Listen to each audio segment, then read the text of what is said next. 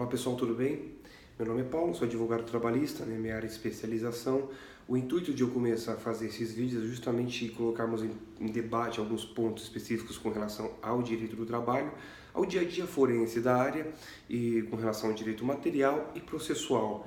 Tomara que eu consiga ajudar alguém, se alguém tiver alguma dúvida, mas o interesse mesmo, o intuito é mais colocar em debate esses temas que são tão polêmicos, tá? E sem mais delongas, vamos começar. O que eu quero começar falando para vocês? Justamente, reforma trabalhista é o que está pegando, é o que todo mundo tem dúvida, é o que todo mundo está com medo, é o que todo mundo está colocando em debate justamente dos grandes reflexos, dos grandes efeitos que ela está tendo na vida prática dos trabalhadores, do judiciário, inclusive dos advogados que militam nessa área, tá?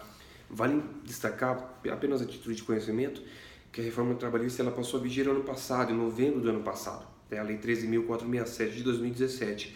E logo em seguida já criaram, justamente por conta das falhas, dos problemas existentes na reforma trabalhista, a medida provisória número 808, que via alterar algumas disposições, alguns pontos da reforma. Tanto que ela ficou chamada como reforma da reforma. Uma tentativa de emenda, de, sei lá, de algum conserto, de alguma forma de gerar menos prejuízo ao trabalhador, digamos assim, tá? E nessas disposições, por exemplo, trazidas na própria medida provisória, na reforma da reforma, o que vale destacar, de forma até singela, rápida, até porque é o primeiro vídeo, é a questão do trabalho de gestantes em ambiente insalubre e as questões trazidas com relação às jornadas em escala 12 por 36, né? Que a medida provisória falou que não, a jornada, por exemplo, a jornada de 12 por 36, ela vai ter que ser realizada mediante acordo coletivo, convenção coletiva, e não diretamente entre trabalhador e empregado, como é o texto da reforma trabalhista, tá? Só que acontece foi o seguinte, a medida provisória ela não foi... ela perdeu os efeitos dela em abril agora, desse ano, ou seja, não vale mais, o Congresso não aprovou e, em razão disso, não tem mais efeito. E o que passa a valer agora? Justamente, somente as disposições trazidas na reforma trabalhista. Adeus, medida provisória, acabou aquelas disposições, tá? E vamos lá, Paulo, o que é interessante a gente falar nesse primeiro vídeo também? Regras de direito intertemporal. E aí? Meu processo já estava em curso, meu contrato já está em curso, o que eu faço agora da minha vida? O que eu aplico? Aplico a nova lei, não aplico a nova lei, sigo a lei anterior, o que eu faço? Estou perdido. Calma. O que dá para a gente entender?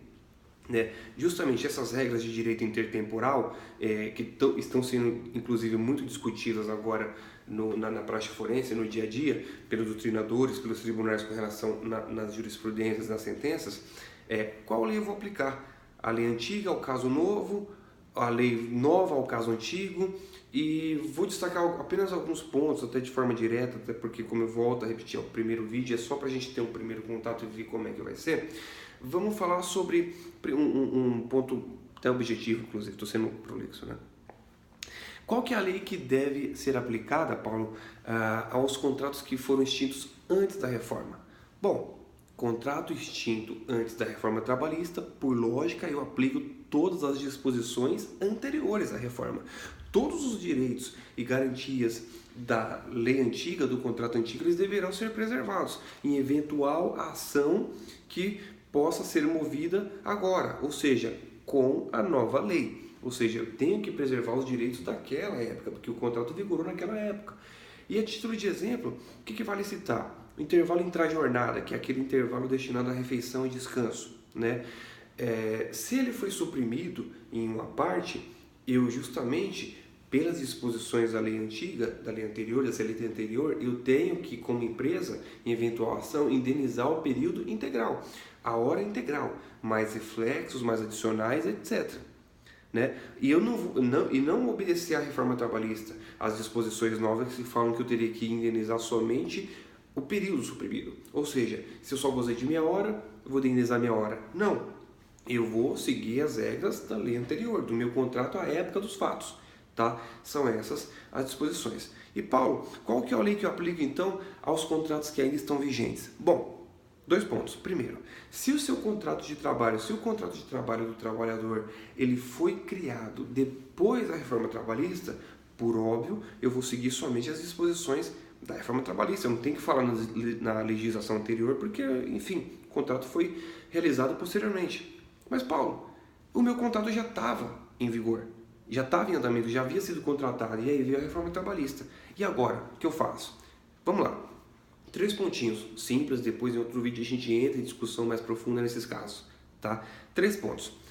Primeiro dele, as cláusulas inseridas no contrato de trabalho do trabalhador por mera liberalidade do empregador ou por uma negociação, um direito concedido da empresa, alguma norma da empresa, essas cláusulas inseridas no contrato específico, elas devem ser preservadas, até porque elas não podem ser arbitrariamente suprimidas em razão do princípio protetivo ao trabalhador, que nenhuma regra pode vir a prejudicar o trabalhador e nem alterar de forma prejudicial o contrato dele. Tá? Então, essa regra ela deve ser respeitada. Esse direito que foi concedido por liberalidade do empregador, ou por acordo entre as partes, ou por uma norma da empresa, ela vai ser respeitada, mesmo com a reforma trabalhista. Legal? Segundo ponto, acordos e convenções coletivas. E aí? Se alguma regra, algum direito que estava sendo previsto em acordo ou convenção coletiva, a reforma trabalhista veio e tirou aquele direito previsto na convenção coletiva. O que eu faço? Pode? Não, eu tenho que respeitar justamente o direito adquirido, o ato jurídico consolidado, que foi a negociação coletiva. Óbvio que essa negociação coletiva ela tem um prazo para viger, ela tem um prazo de validade. E mesmo que ela foi negociada anteriormente e o prazo dela só se finaliza depois da reforma, no caso, depois que a reforma entrou em vigor, eu tenho que respeitar todo esse período. Aí obviamente, nova negociação, novo acordo coletivo, convenção coletiva que possa ser negociado futuramente, aí, obviamente, eu vou seguir as novas disposições, tá certo? O terceiro ponto, que esse é bem controvertido, é o que está gerando muita discussão e entendimento diverso para ambos os lados, é a questão do direito que decorre de lei. Se eu tenho algum direito que decorre de disposição legal, né, pela lei anterior, e como o contrato de trabalho é um contrato de trato sucessivo, ou seja, ele se renova todo dia ele vira um contrato novo, obviamente, se a lei nova suprimiu aquele direito, eu deveria seguir o quê? Eu devo seguir o quê? A nova lei, até porque, como eu acabei de falar, o contrato de trabalho é de trato sucessivo, ele se renova, então eu vou seguir disposições novas. Mas esse ponto ele é bem delicado, bem controvertido no sentido da aplicabilidade, da proteção ao trabalhador, enfim, é um ponto para a gente conversar outro dia e com mais tempo, tá bom? Mas inicialmente é o primeiro vídeo, eu espero, desculpa a câmera da forma que tá, é um teste e conforme os vídeos forem tendo algum alcance, gerem alguma dúvida ou gerem mais interesse por parte das pessoas, a gente vai melhorando e caminhando junto, tá ok? Inicialmente é isso. O meu muito obrigado e vamos para a próxima que a gente tem muita coisa para conversar ainda, tá ok? Obrigado, gente. Tchau, tchau.